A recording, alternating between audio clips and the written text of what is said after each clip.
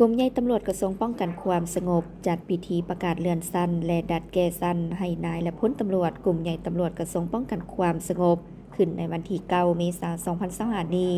โดยการเป็นประธานของสหายพลจัตวากงสวัสดิ์บุญเลียงคณะพักกระทรวงรองเลขาคณะพักกลุ่มใหญ่ห้องหัวหน้ากลุ่มใหญ่ตำรวจมีคณะพักกลุ่มใหญ่พนักงานลักแหล่งนายและพลตำรวจกลุ่มกองที่ขึ้นกับกลุ่มใหญ่ตำรวจกระทรวงป้องกันความสงบเข้าร่วมพันเอกบุญหลวงวิไลสุขหัวหน้าห้องการเมืองกลุ่มใหญ่ตำรวจได้ผ่านข้อตกลงของกระทรวงป้องกันความสงบข้อตกลงของกลุ่มใหญ่การเมือง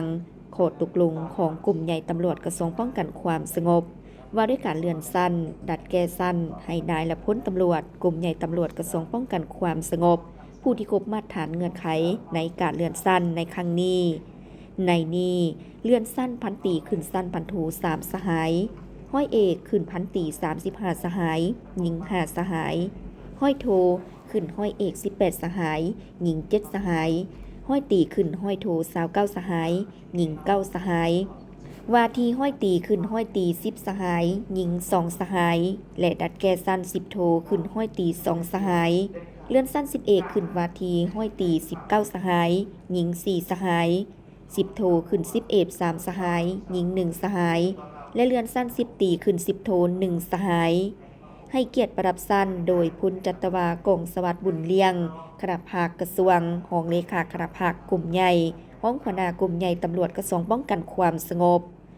โอกาสนี้พลจัตวากงสวัสดิ์บุญเลียงยังได้แสดงความย่องยอสมเสยต่อสหายที่ได้รับการเลื่อนสั้นในครั้งนี้และเน้นให้นายและพลตำรวจที่ได้รับการเลื่อนสั้นใหม่ในครั้งนี้สืบต่อฝึกฝนหล่อหลอมตนเองอย่างรอบด้านพร้อมกันยกสูงความรับผิดชอบต่อหน้าที่การเมืองของตนให้สูงกว่าเก่าปรับปรุงแบบแผนวิธีเฮ็ดเวียกให้มีวิทยาศาสตร์บนพื้นฐานปฏิบัติตามหลักการรวมศูนย์ประชาธิปไตยเฮ็ดเวียกเป็นหมู่คณะแล้วให้บุคคลรับผิดชอบพร้อมกันก่อสร้างกำลังป้องกันความสงบให้เป็นกำลังปฏิบัติมีแบบแผนที่ทันสมัยและระเบียบวินัยเข้มงวดเป็นเจ้าการในการแก้ไขทุกปรากฏการณ์ย่อท้อที่เกิดขึ้นอยู่ในสังคม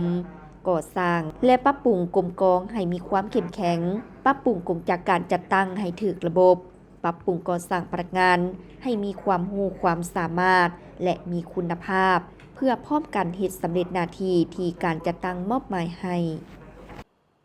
สังเกตหน้าต่างดาวขึ้นกินเหมือน